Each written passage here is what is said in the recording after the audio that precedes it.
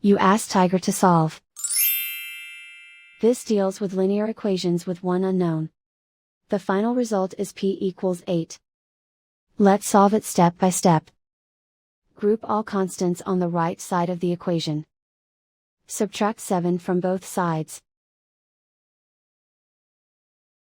Simplify the arithmetic.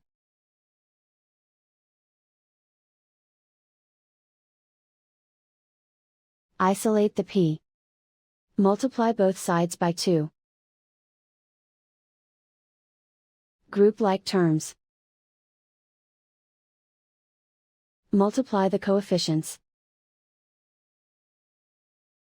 Simplify the fraction. Simplify the arithmetic.